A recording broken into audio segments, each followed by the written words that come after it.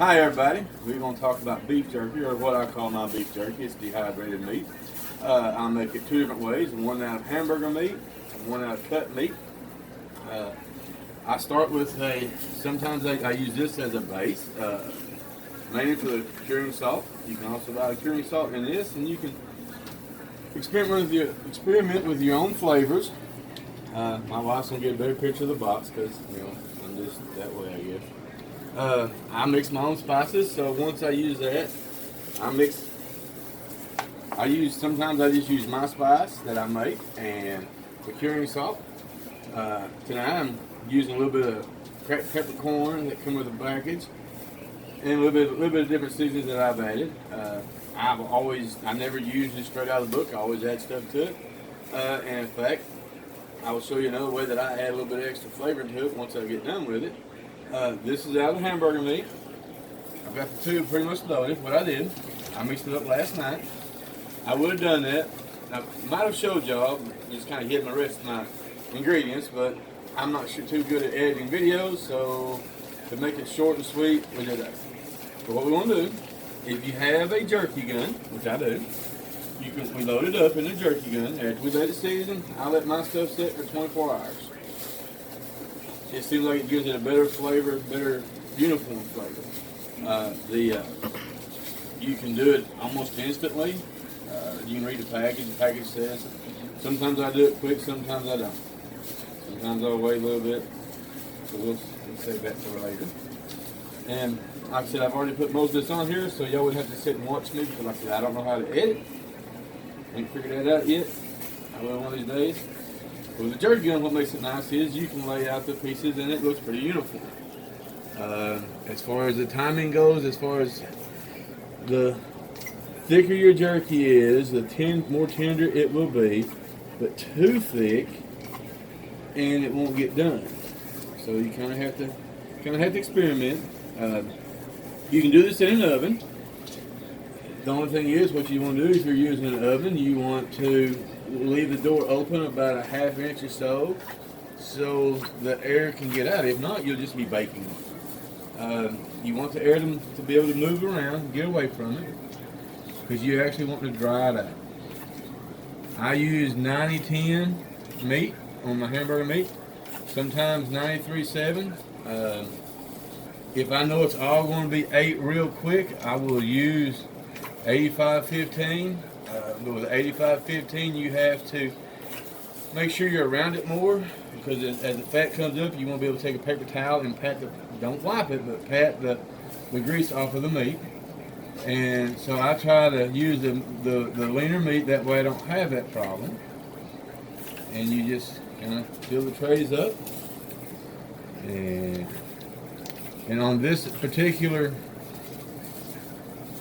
tray system, the trays will fit two ways. It will fit either real tight, which is this way, or real loose, which is this way. Personally, I prefer the real loose way because it allows more room for airflow. So it allows it to, I guess, cure quicker, dry quicker, however you want to say it. That's the way I use it. And no, it does not matter. You can go this way with your strips or this way. You can go diagonal if you want to. This is just the way I prefer it because what I can do when I get ready to put it in my bags to store it, I can take and cut it in half, and it's the right size to fit my bags that I use. So I don't have to do a lot of extra work that way. Now, when you get down to where you say, well, I don't have a jerky gun, how can I make it? Well, that's a good question. And I'm going to show you now that we are over, because that's all we're going to get out of the gun. Of course, we got some here, and still got a little bit there. You can take and, you can do this with all of it. You can either pat it out or you can put it between wax paper and roll it out and get it as thin. You want it to be as a uniform thickness as possible. That way you don't have some getting cured out real quick and some taking longer. This I'm just going to put back in the bag that I had it in, just because it's handy. And I'm just going to switch that. I cheat. I use this like a rolling pin. Just kind of roll it out. Not too thick, not too thin.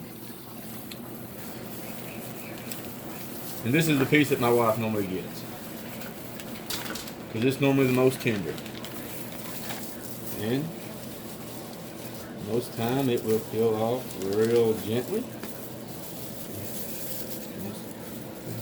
And a lot of times I'll even take and cut this into strips to help it cure. But this is going to be on the dehydrator for about 8 hours or so it will finish up. So now you can stop right there, or you can do like I like to do, and I will take and let me set this out of the way now. We don't need that anymore. I'll go ahead and clear this off. Clear this off, because I ain't gonna need any of this anymore. That way I can talk. Keep y'all in suspense. Right? I need to have some suspenseful music playing, don't I? That would work. We can take and what I'm going to do. We're going to take and set it all off. I like using paper towels because don't make as much a mess. My wife don't get as mad at me for making a mess on the table. And this, like I said, is one of my blended spices. I can't tell you what's in there for sure because I'm not sure. But I will shake it around on here. It won't come out real good, so. This jar here has some small holes in it, and there is some bigger pieces in my seasoning. So a little bit of pepper, a little bit of everything. And then what I do, I just do one side. And I just kind of pat it down.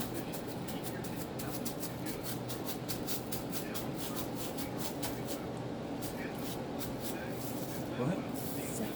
7 minutes. Wow. Long video. Cool. We'll keep y'all in suspense. So I will come back and do these after we finish the video and do the rest of them. And on the other way I make it is I use cut meat, which I make a little brine for it to sit in.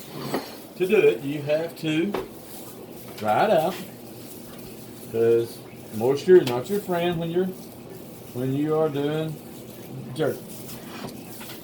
I've done 3 trays. Hopefully this will all fit on the tray. I'll kind of do it the same way. Kind of lay it out.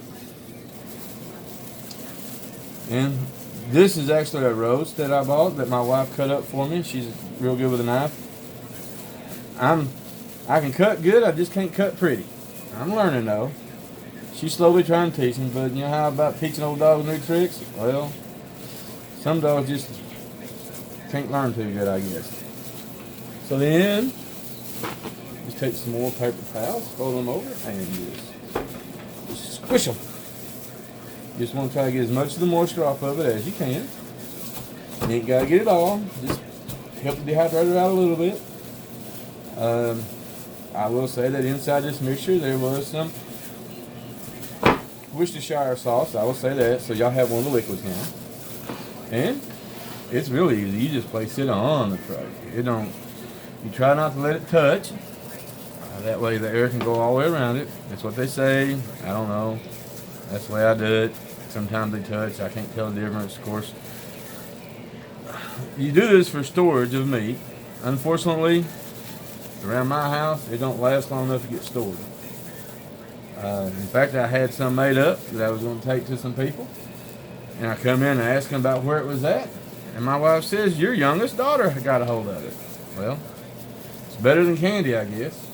By the way, we make candy here too, so one day I will do a video on that, but not right now. We're talking about jerky.